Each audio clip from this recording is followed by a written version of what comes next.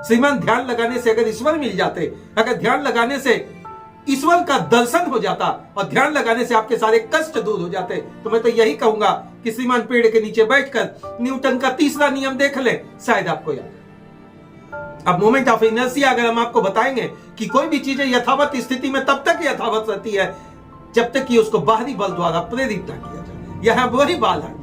Moment of inertia वाली बात इसलिए हम कह रहे हैं श्रीमान, न्यूटन का नियम इसलिए याद दिला रहे हैं श्रीमान कि आप जब विस्थापन नीति को उसी कागजी पन्नों के माध्यम से ठंडे बस्ते में डाल दिए हैं जहां उसे ना तो गर्म लगेगा और ना वो निकलेगा, और गर्म तब लगेगा जब विस्थापी को हाथ में जीरो के सिवा कुछ नहीं। श्रीमान बहुत बहुत आपसे निवेदन करेंगे, विस्थापित किस क्षेत्र में नहीं है झारखंड में।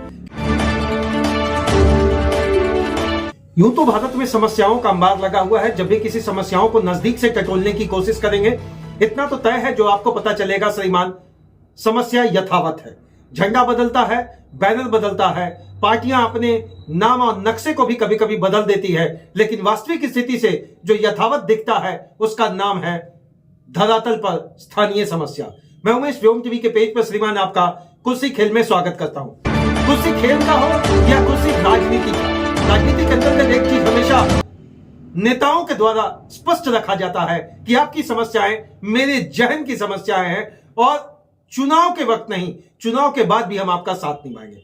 वो LIC का कोटेशन आपको याद होगा, आपके साथ भी और आपके बाद भी। लेकिन क्या यह राजनीति के विकल्प के, क्या राजनीति में वो सारे नेताएं या नेताओं के द्वारा जो घोषणा रूपी चीज रखा जाता है पूरा होता है क्या?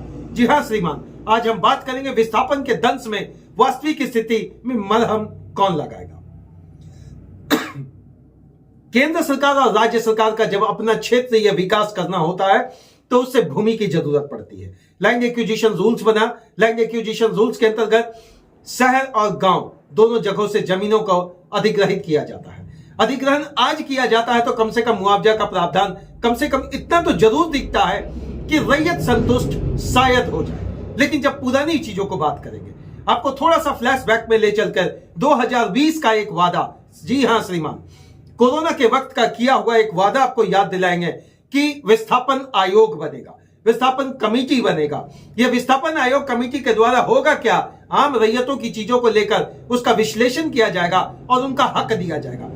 चलिए 2020 का सफर आपको इसलिए याद दिला रहे हैं, वह सदन, झारखंड के अंतर्गत वह सदन की कार्रवाई जिसमें माननीय जगन्नाथ महतो अब हम लोगों के बीच में नहीं रहे, लेकिन उनके बीच और उस समय के बोकारो के विधायक विरिंची नारायण जी के बीच में एक संवाद हुआ था। श्रीमान विरिंची नारायण जी जो कि भाजपा की तरफ से उस समय बोकारो के विधायक थे, उन्होंने विस्थापन का दंश को समझते हुए यह बात उठाया था। बहुत बहुत धन्यवाद आपको विरिंची नारायण जी। लेकिन उस समय जो आपने बात उठाया, माननीय जगन्नाथ महतो जी ने आपको यह आश्वस्त किया था, श्रीमान हम आपकी सरकार जैसा टाल मटोल नहीं करेंगे और धरातल पर जितने भी लोग इस दंश से झेल रहे हैं उनकी समस्याओं को समय रहते दूर करेंगे। जिसमें एक बहुत बड़ी बात रखी गई थी, चलिए आप सभी जरूर जाने इसको।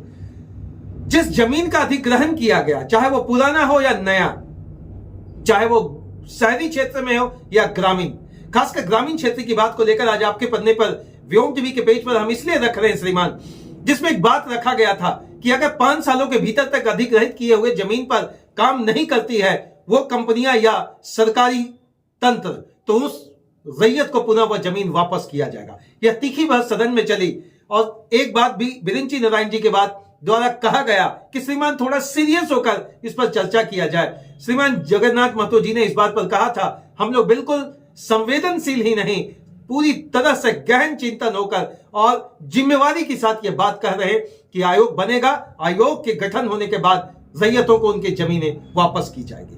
श्रीमान 2020 से 2025 का सफर प्रारंभ हो गया। क्या रैयत एक का जमीन वापस मिला? विस्थापन कोल इंडिया के अंतर्गत हो, विस्थापन सेल के अंतर्गत हो, विस्थापन रांची के अंतर्गत हो, विस्थापन जिन कंपनियों को लेकर हुआ। आज बड़का गांव की बात करें तो हालात ऐसे हैं कि जिन जमीनों पर फसलें लगी हुई थी उस पर जेसीबी चला दिया गया, उस पर पोकलेन चला दिया गया। श्रीमान दंश उसका समझने का कोशिश करें जिसके साथ वास्तविक स्थिति यह हो। झारखंड का विस्थापन नीति, झारखंड के अंतर्गत क्या विस्थापित किए गए रैयतों के लिए सदनात्मक प्रक्रिया में कोई चीज सही ढंग से हुआ? अगर 2020 का वादा 2025 में हम याद दिला रहे तो इसलिए दिला रहे, तमाम सरकारें अभी वो जो वादे कर कर विस्थापन का बात करती है उसमें डबल लड्डू के सिवा रैयत के हाथ में वो भी नहीं मिलता।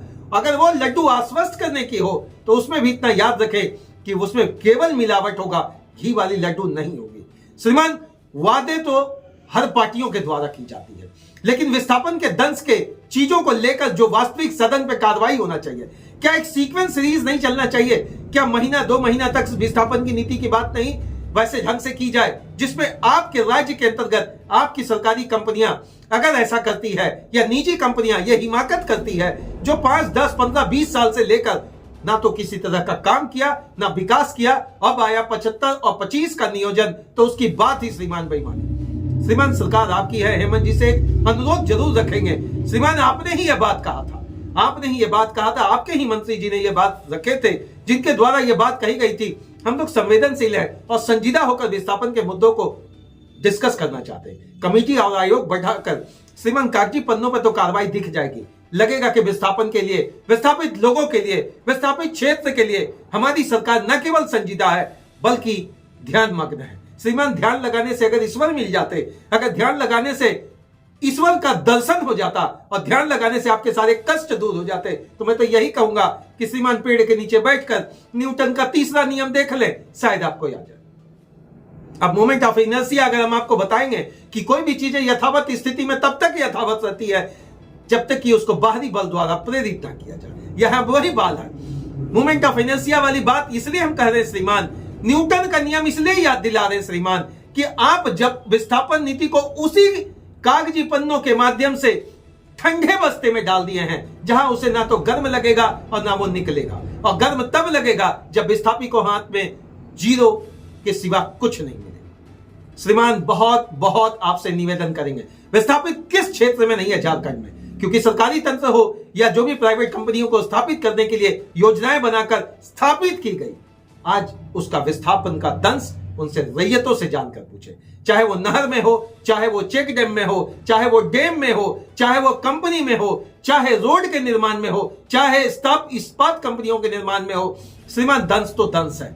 आप बिजली जरूर बना लेते हैं, लेकिन बिजली बनाने के बाद कंपनियां बंद भी कर देते हैं, लेकिन वहां के विस्थापितों का दंश खत्म नहीं होता। आप इलेक्ट्रो स्टील के माध्यम से स्टील का उत्पादन कर लेते हैं, लेकिन स्टील की गुणवत्ता को बेहतर से बेहतर करने में लगे हैं, लेकिन रैयतों की गुणवत्ता को जितना निम्न स्तर में आप ला सके, शायद वही आपको लगता है परिकल्पना और कल्पना के माध्यम से।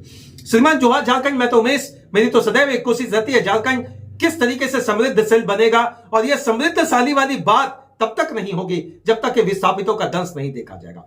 आज एक प्रश्न जेल कैंप के प्रतिनिधित्व करने वाले जयराम महतो जी से। श्रीमान, अन्य मुद्दों के सिवाय अगर इस मुद्दे पर आप विशेष फोकस डालें, केवल 1-2 सदन के तीनों की कार्रवाई तक नहीं, बल्कि अगर तीनों सत्रों में अगर यह बात लाकर आप रखें और जोरदार ढंग से अगर रखें, विपक्ष के जितने भी हैं, भाजपा के भी श्रीमान विधायकों से एक अनुरोध करेंगे, यही तो मौका है जब आपको चौका मारना है, यही तो मौका है जब आपको छक्के लगाने की बात है, और वह चौका और छक्का अगर झारखंड की राजनीति में भाजपा पुनः अपने आप को मजबूत स्थिति में देखना चाहती है तो 2 मुद्दों को मैंने मुखरता के साथ कहा है। श्रीमान, चाहे आप जेल कैंप का प्रतिनिधित्व कर रहे हैं या भाजपा का या आजसू का, मैं तीनों विपक्ष की कम राजनीतिक पार्टियों से एक बात कहता हूं, श्रीमान, विस्थापन का दंश को सामने लाए और युवाओं की बात करें, युवाओं की बात, नौकरी की बात करें। सरकारी नौकरी को लेकर जहां तक ट्वीट किया गया बाबूलाल मरांडी जी के द्वारा, कहा गया 2.5 लाख नौकरी, 4 लाख नौकरियों की बात करने वाला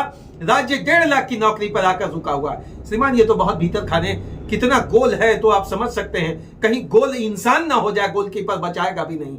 लेकिन अब क्या होगा ये तो सोचा जाए। विस्थापन के दंश को लेकर जिस तरीके से झारखंड में अनेक वादे किए गए, इन वादों पर आज कोई खरा नहीं उठा। मैं उमेश, धन्यवाद आप सभी का। ज्वार झारखंड के इस पन्ने में विस्थापन का दंश की बात सदैव मैंने पहले भी उठाया है, आज आपसे उठाऊंगा और कल भी उठाऊंगा, क्योंकि यह आपका क्षेत्र नहीं बल्कि यह सामाजिक और नैतिक और राजनीतिक पृष्ठभूमि से अगर निकलकर जब आप सोचते हैं तो आपको जरूर समझना पड़ेगा श्रीमान, जिन क्षेत्रों पर आप रह रहे उन क्षेत्रों के प्रति भी आपका कुछ कर्ज है।